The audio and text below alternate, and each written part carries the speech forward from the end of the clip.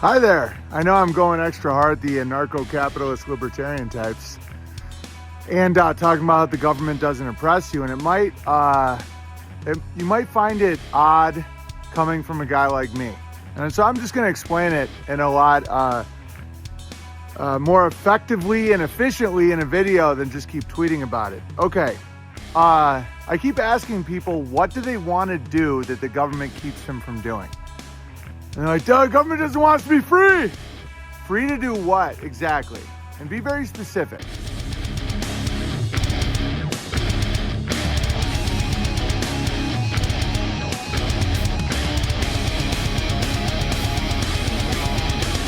Welcome to the Drop the Mask podcast, dropping knowledge and infiltrating the hive mind of mainstream thought. I'm here to break down what's wrong with our systems, leaders, and institutions. I'm your host, Jason. Welcome back to Drop the Mask. We hit double digits with this episode, number 10. It's been a lot of work, and I really appreciate everyone who's tuning in. Let me hear from you. Go follow me on X, send me a DM, send me an email, check out my locals, and join for free. And it won't be free forever, so here's your chance to get in before it's the next big thing that everyone wants in on. So anyway, Owen Benjamin has been on a random tear in this last week or so. He's been ranting and raving about libertarians and ANCAP specifically, and I was going to let it go by, but it keeps dragging on, and there are some real arguments in there among the absurd, so it got me thinking, how would I respond to these? I guess we'd call them accusations. And on top of that, it follows directly from what I was talking about in my last episode, so I'm digging in. Let's go. For those who don't know who Owen Benjamin is, he's a comedian who had a pretty successful career in Hollywood. He was in some movies, he's been on the Joe Rogan Experience more than once, he had a stand-up career that was flourishing, but Owen is on the conservative side, and he started railing against some of the perverse shit that happens in Hollywood, things the lefties in control did not like him saying. And he went all out against them and basically got his whole career canceled. He was on Louder with Crowder for a while during that transition, but eventually got even too crazy for Steven Crowder, which is hard to imagine. He started talking about how the moon landing was fake and went down a conspiracy rabbit hole, and I think between that and what was happening to him, it really messed with his mind, at least from what I can see.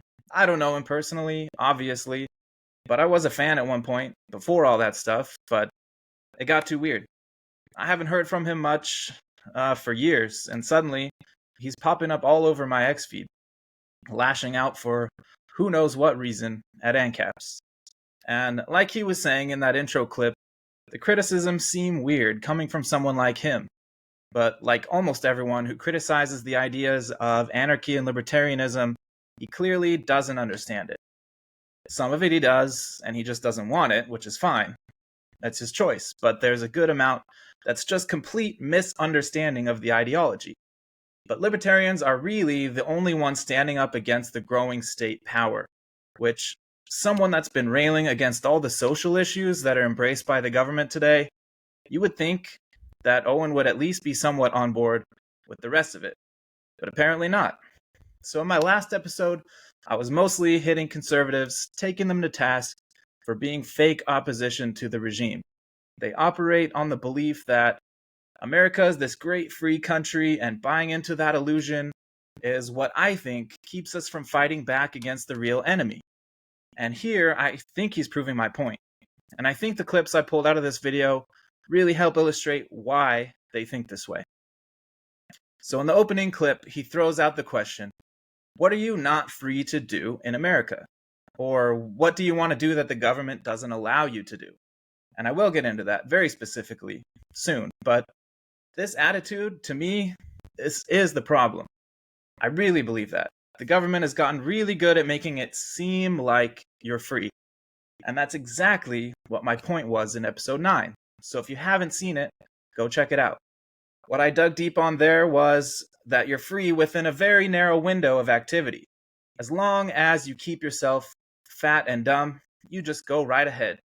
As long as you repeat what you hear in the corporate news or from the approved politicians, you're good to go. But if you want to seek the truth, and if you want to speak the truth, if you want to live your life in a truthful way, you do not have that freedom.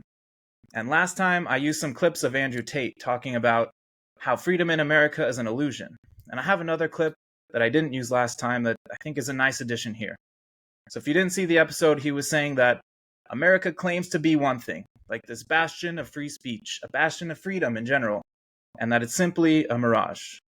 Here is what we are free to do, though. So, when you have the most controlled nation on earth with the most laws and the most people in jail, and the only thing that's preventing absolute anarchy and unifying the people is the illusion of freedom, how do you do that? What you do is you make sure that nobody's free to do anything important, like speak about important issues, but you allow people to be free to do dumb shit.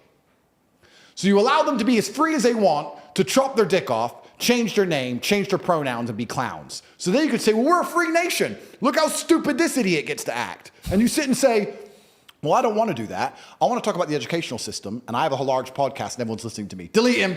Ban him. Whoa, whoa, whoa, whoa. First Amendment. No, ban him. Oh, he's still talking. Oh, there's demonstrations. Jail. We're free to be clowns. We're free to lie. We're free to be immoral in many ways. And later, Owen is going to talk about morality, implying that ANCAPs only want freedom to do things that are depraved. But we already have that, so I just find it all very ironic and weird that he's suddenly going after freedom-seeking people here. Freedom, I would say, objectively, is the most moral framework to build society around. And of course, people are going to do things that are not good towards others, and even more so, things that are not good for themselves. But it's just not a given that we need a monopoly enforcement mechanism to try to limit these things.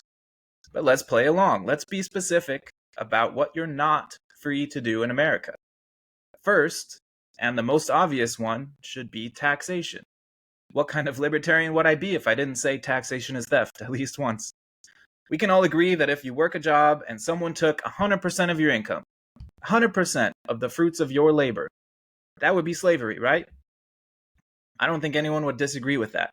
So at what percentage does it not become slavery? If we take it down to 99%, where you get to keep 1%, is that no longer slavery? Are you free at that point? How about 50? Because that's where most people are, if you're middle class, when you combine all the taxes together, and it's almost impossible to calculate an exact number of what taxes you pay, and they do it that way on purpose, so you don't really know how much you're paying. But if you make more than like $70,000 a year, you're probably paying 50% or more of that in taxes, one way or another. Taxation is a form of coercive theft that greatly reduces our economic freedom. So we're not free to even work for a living. And losing half your income against your will, even if they throw some pennies back at you with some shitty roads, is not free. We're not free to even control our own livelihoods. I can't even choose when to get extorted because the money's taken directly out of my paycheck before I even see it. I can't even invest it for that year, collect some interest on it before I have to pay. And that started in 1943, for people who might not know. The government decided it just couldn't trust people to pay at the end of the year, probably because during wartime, people were struggling to make ends meet already. And the burden of taxes was too much to bear. But the burden of the costs of war was deemed a higher priority than making sure families had enough to eat. The war pigs gotta eat first. The government has never met a war it didn't like. And there's another thing that we're not free to do. We're not free to withdraw our consent for murdering people halfway around the world. And if Congress decides it's time for a draft, because not enough poor people are volunteering to be slaughtered over there, then they can conscript you against your will to go fight and die for a cause that you may not even believe in. And it's not happening right now, but it can. It's still the law for men over 18 to register for the draft. And if you get drafted, you could run away to another country, maybe. That means giving up your home, your friends, your extended family, your job, probably everything about the life that you've built. No way. Why should I change? He's the one who sucks. And speaking of family, it's not just your stuff that they will take. The state believes they own your children. You're not free to send your kid to the school you want to, in a lot of cases. Now, there has been some positive change around this with the school choice movement, but in some places, they're actually trying to make it illegal for you to homeschool your kids. So if you don't like your child being propagandized to hate you and your family's values, you won't even have the option to pull them out. In some places, you have to jump through so many hoops to get them out of government schools, it's effectively a ban. And if they miss enough school, they're sending the police over to arrest you. Here in Arizona, you can get up to 30 days in jail if your kid misses more than 10% of the school year. And there are ways around it, so if you really try, you can get free from it. But it's not easy. And why shouldn't it be? So let's recap here, in case you missed anything. So far, you're not free to earn an income, to buy or sell anything without doing the government tap dance, to own your own home, to choose which country's people you'd like to not be forced to kill, and to decide how and when your child should be educated. Maybe that's not enough. So what else do we have here? To be independent. Well, I'm as independent as it gets. I'm living the anarcho-capitalist fucking wet dream. I sell groceries in silver.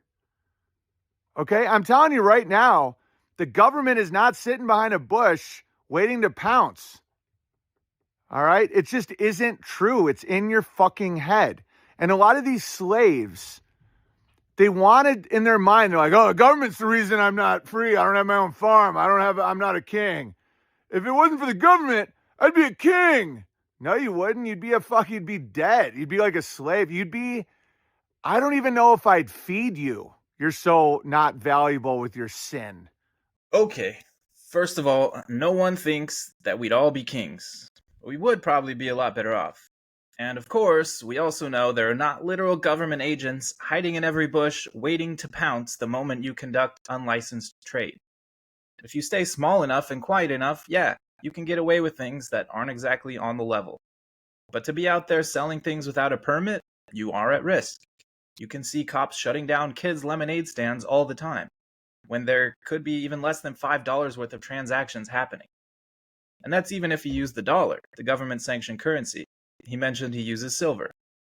The dollar, and the Federal Reserve behind it, is a hugely unfree system. You're not free to make wise financial decisions, because if you try to simply save your money, it's going to be worth much less in a few years. Even if we normalize back to 3% a year inflation, it takes just over 3 years for that money that you saved to lose 10% of its value. Your wages, if they don't rise more than 3% a year, you're actually making less money than you were the year before. And that's not because of a free market or corporations. That is directly because the Federal Reserve has a target for inflation. And make no mistake, inflation is a tax. It's a sneaky, insidious tax that people don't really realize because it's somewhat hidden in how it all works. They'll have some bullshit reasons like they need to inflate the money supply, to incentivize spending, but that's crap. People don't need more reasons to spend. And it's not a negative if people save. That's when interest rates can go down naturally instead of by fiat. That's when the value of money actually increases instead of continuing to go down slowly. You're not free to start a business without daddy government's blessing. You're not free to trade goods legally without someone coming in and taking a cut. You're not free to have certain occupations without a license. Occupational licensing is another big libertarian issue. Many professions in the United States require government-issued licenses to practice legally. These range from doctors and lawyers to barbers and florists. Like, really, in many cases, you're not allowed to cut someone's hair or sell flowers without getting permission from some government hack who probably knows nothing about you or your business. So licensing is usually framed as a way to protect consumers, right? Like, you wouldn't want to go to some random person to get a surgery, but it has the detrimental effects of creating barriers to entry, limiting competition, and increasing prices for services. You could make a decent argument that there's good reason to have licensing for a profession like being a doctor, but that regulatory environment is totally captured. You can't have a doctor who is free to make unbiased medical diagnoses because of something called the standards of care. So I was just reading about this from Anthony Samaroff's Substack about how messed up our medical system is. It's pretty incredible. And this is only one way that it's messed up, but it's a good one. So the standards of care in healthcare, they're basically a rule book for how doctors have to treat you for certain conditions. Not just guidelines, but it's way stricter than you might imagine. And you would think this would be crafted by collective efforts of doctors who work with patients and have some understanding of the treatments that are effective in certain situations. But that's not how it is at all. The standards of care are mandated by entities with the wrong incentives, like drug companies, regulatory bodies like the FDA, and insurance companies. And if you noticed, what's missing from that equation, it's doctors. While they say these standards are developed to ensure optimal patient treatment, instead they're really just manipulated to prioritize profits. Drug companies are driven by profit motives, of course, and you'll say, okay, that's a private company. Big pharma taking advantage of sick people and charging thousands of dollars for a pill that costs them 10 cents to make. But without the system they operate in, they wouldn't be able to do that. No one would be able to pay that much without the incentives put in place by the FDA. The FDA has to approve all these standards, and we know that big pharma executives have super tight relationships with FDA regulators. Insurance companies also have significant influence over the standards of care. So private companies too, right? No, they're in bed with government, and that was further solidified by the Affordable Care Act. And you know, if a government program is called affordable and care, it's going to be really expensive, and they don't give one single shit about you. So insurance companies dictate reimbursement policies, pressuring healthcare providers to adhere strictly to established standards, or you risk not getting paid. Insurance companies have to follow the guidelines set by regulators, or they can't operate legally. Then throw in Medicare and Medicaid, which are government programs, and it's even worse. They're definitely not paying for something that goes off the script. So you're not even free to get real medical care. Even if a doctor knows the standard care won't work for you, and they have something else they can try that has a chance to be effective, they can't do it. Not if you want your insurance to pay for it, and not if they want to keep their medical license. So let's go back to what he said about him living the anarcho-capitalist wet dream. See, because he's moved out to rural northern Idaho and was canceled by anyone in the mainstream media, there's nothing he's not allowed to do by government up in the middle of nowhere. But that's because he's in the middle of nowhere, and all the, quote, respectable outlets out there have already got rid of him. But if he really started stirring shit up again, you know they're going to find a way to take him out. He's free now because no one's listening to him. And I have one more tape clip to drive that home. It's just there's a different set of rules of what you're allowed to say. So what we have, please let me make this point pertinently clear. Your ability to speak freely is directly correlated to your insignificance. When nobody listens to you, you can say what you want.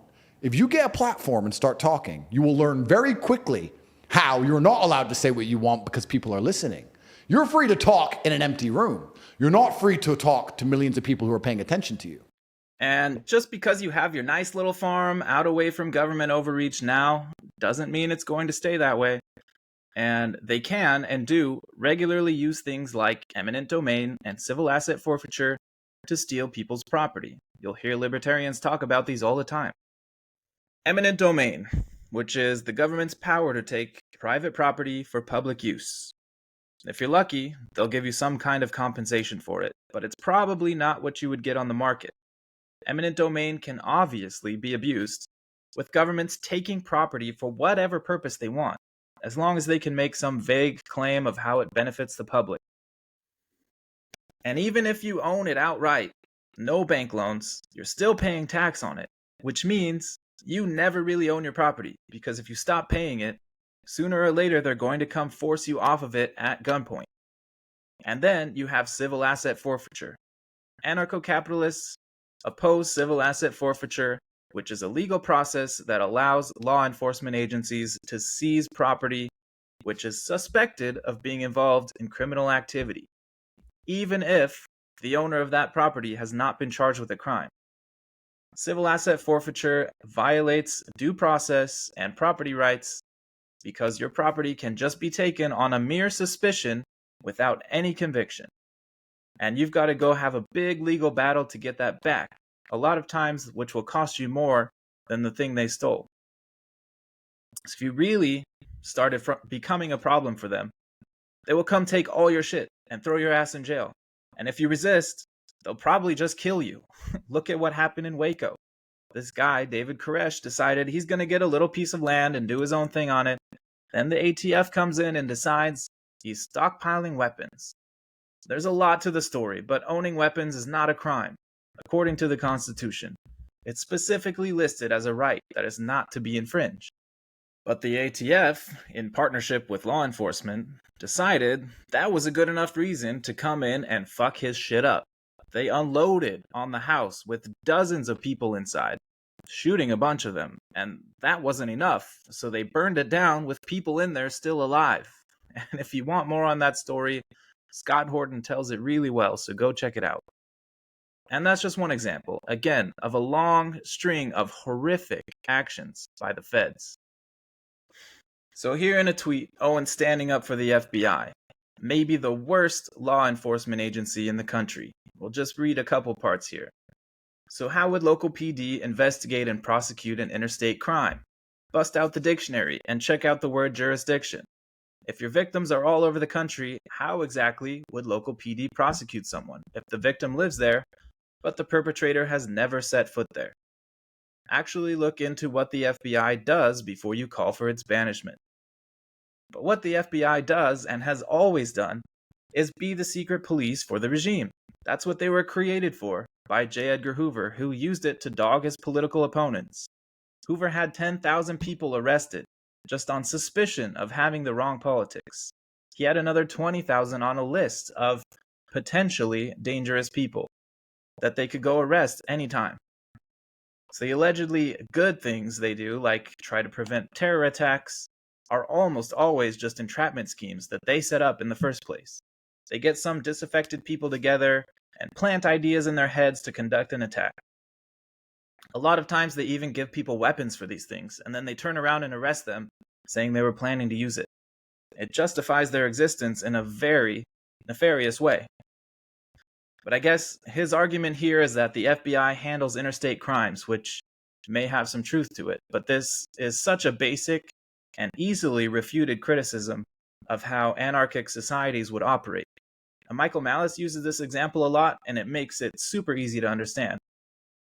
So if you're wondering how two societies would handle crimes against citizens of the other, just look at what happens now between countries.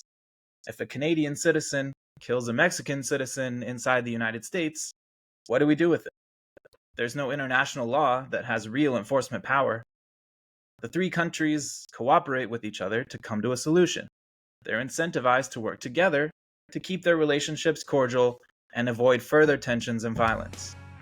The United Nations is a thing, yes, but they don't really have any authority to come in and legislate the matter. Hey guys, let's take a quick break for me to ask you the smallest of favors. Go over to X, that bird app formerly known as Twitter, and give me a follow at Drop the Mask Pod. If you're feeling extra bold, go over to my locals channel and give me a follow there. It doesn't cost a thing, and I'll be putting out some info about the latest projects I'm working on that you won't want to miss. And now, back to the show. But coming back to civil asset forfeiture, eminent domain, and the FBI, or pick your favorite three-letter agency, these are only the direct ways in which the government can come mess you up. But the government doesn't need to do things to you directly. They seem to have learned that throwing someone in jail or burning down a home full of women and children gets them too much negative attention. So what they do instead is they get the things in society that are already influential and they fix the messaging to align with what they want. It can be subtle or it can be full-on in-your-face propaganda, but the effect is that the institutions now socially enforce what the ruling class wants. They'll get celebrities to put out PSAs for COVID restrictions. Remember the "We're all in this together" bullshit video they put out? Yeah, living in your mansion with a home gym and a pool and open land where you can pay to have your food delivered every meal and live for years with no income does not put us all in the same category. Celebrities, the most important people in the world. What would we do without them? With the world still in turmoil, a group of celebrities have spelled out, "We're all in this together," with their yachts. I'm sorry. It's the first time I've cried on air. We were not in that together. But let's not go down that road today. Let's look at the next clip. When I was banned from all the clubs and theaters because of my shocking and controversial view that you shouldn't put little kids on hormone blockers, okay, the only place I could perform was, what's it called? Public libraries. All right, public libraries and private people's places that I knew personally. Okay? Anything corporate, anything debt related, anything free market was all bullshit. When I was kicked off PayPal and YouTube and all that stuff, I started getting correspondence through the United States Postal Service, which is guaranteed. They have no problem with anybody, right? My memes and my criticisms did not get me banned from owning a post office box. They can't. They're legally not allowed to.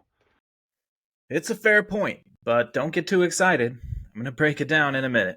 He says that it was private companies banning him and that he could only perform in public libraries. And the post office was the only place he could get his mail. And I'll say that if the government stayed true to its constitutional principles like free speech, that might stay true. But we know they don't. They might be letting him stick around for now, but if they really wanted to, they would find a reason to shut him out. He says they're legally not allowed to. That's his point, but that seems incredibly naive to me. The people making the laws are the ones in charge of these systems, and if they want to change it, they can.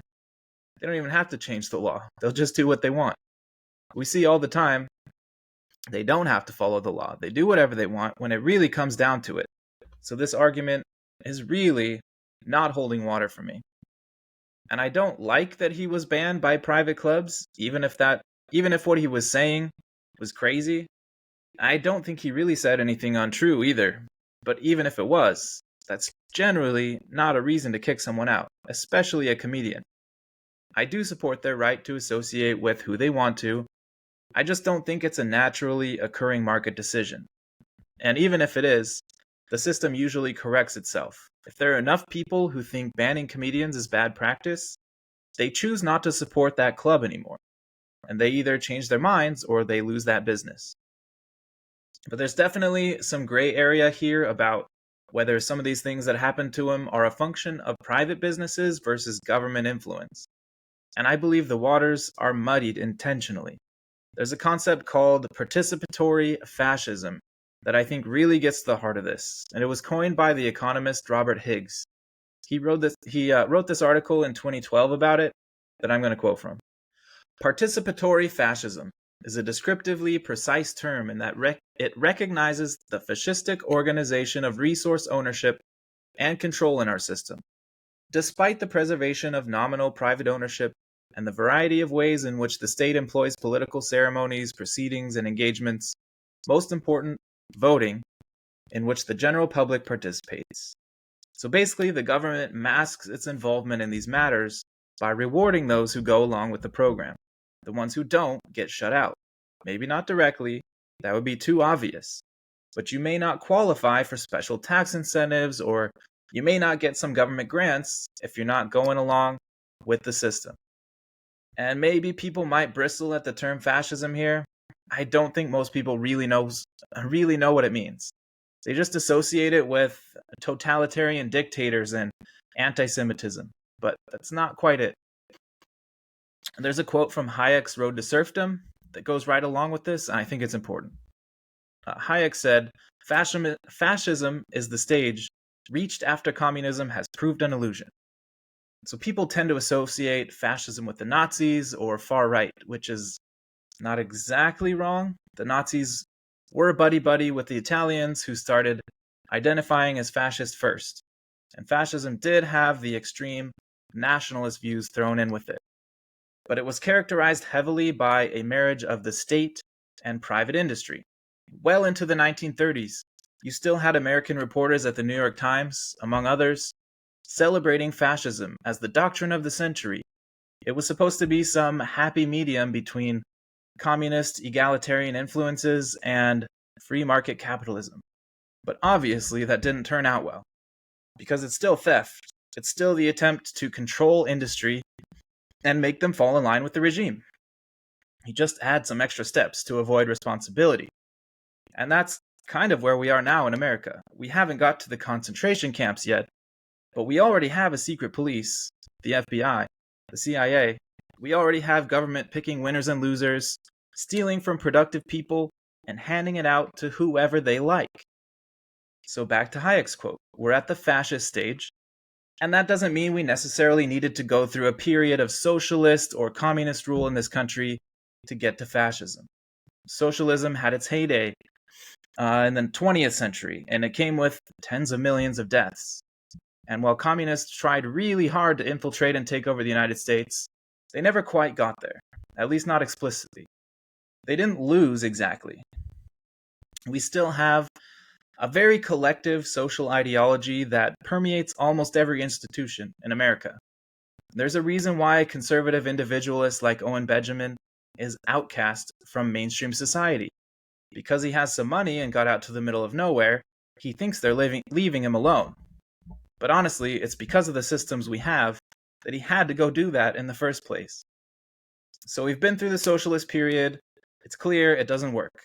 And I'm not talking about the obvious that it needs somebody producing things so you don't starve tens of millions of people. The problem with socialism or communism, which I don't really see as having significant differences, one is maybe a step toward the other. It doesn't really matter in the end. The problems for the leaders are that they are clearly responsible when the shit hits the fan. If you say, I'm the leader, I'm implementing this system, you have to do everything I say, and then suddenly you start having people starve by the millions and the rest are being thrown in jail on suspicion of the simple crime of having food, then there's a clear bad guy. And so we're back to the reason I think so many people don't see our system for what it is that it's intentionally obscured. Joe Biden's not the one pulling the strings, obviously. He's the one on the strings. They just give him some ice cream and he mumbles his way through the press conference saying whatever he wants. The real people in charge are smarter than to take the position of president. They get to exert their control, extract all the wealth, and always have someone else be the bad guy.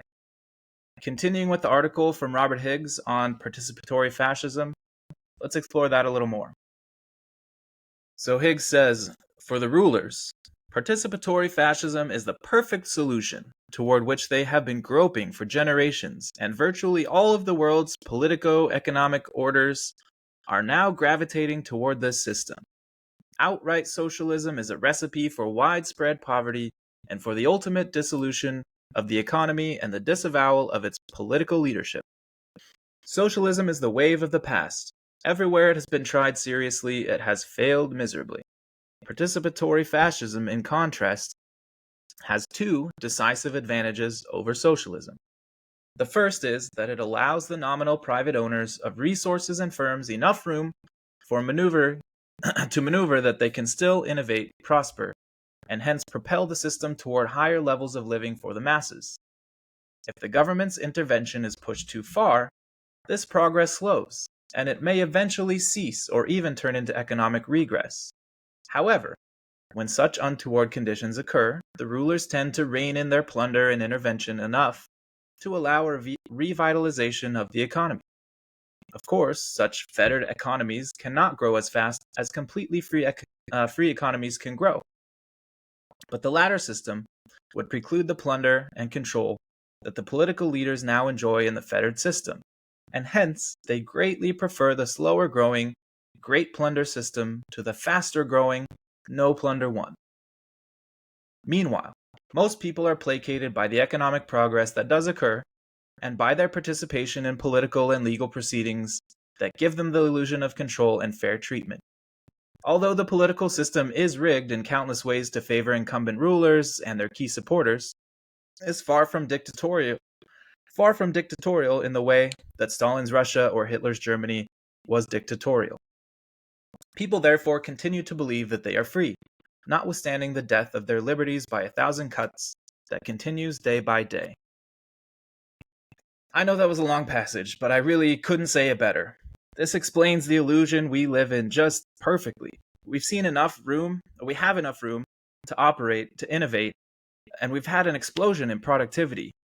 But we see very little in wage growth comparatively, because most of those gains are just absorbed by the state. We have political participation in elections and on juries, and those exist to show us, look what a free country you have, what a free society this is. But it's fake. It's hiding the reality from us. Go check out episode 6 where I talked about voting if you want more on that. So we could go on and on about what you're not free to do in America. Like, you're not free to grow certain plants, you're not free to ingest certain plants, and in some states, you're not free to sell raw milk. And there are a million other small things that don't hit my real level of concern at the moment, but I think we already hit the biggest ones. If it's not enough, let me know what else you want me to talk about. I'm happy to do it. But then Owen goes on to just attack the character of libertarians, saying they only want freedom to do perverted stuff and that we're all a bunch of losers. And I just have to throw this one in too. I was reading Keith Knight's new book, Domestic Imperialism. He talks about what triggered him away from being a statist. He tells the story of authorities coming to a Kansas City homeless shelter and pouring bleach all over the food so they couldn't serve it because they didn't have a permit. Like, Jesus, that is just sick. So if you're not even free to feed the homeless, so it has nothing to do with morality. But let's get back to what Owen says. And this is the fascinating thing that I've learned about freedom. Freedom comes from your own morality. So I moved to North Idaho. I like, all my friends are like rugged. They want to be free, right? And the government isn't a problem. It's always our own sin. That's always what it is. But they don't even know where freedom comes from. Freedom comes from your ability to be disciplined, to not take out debt, to be married, to have your own children, to raise your own children, to grow your own food. And once you actually do that, you realize the government is never fucking with you. Never, ever. When they're, government's coming to get me. Government won't let me be free. Well, what, to do what? To do what exactly?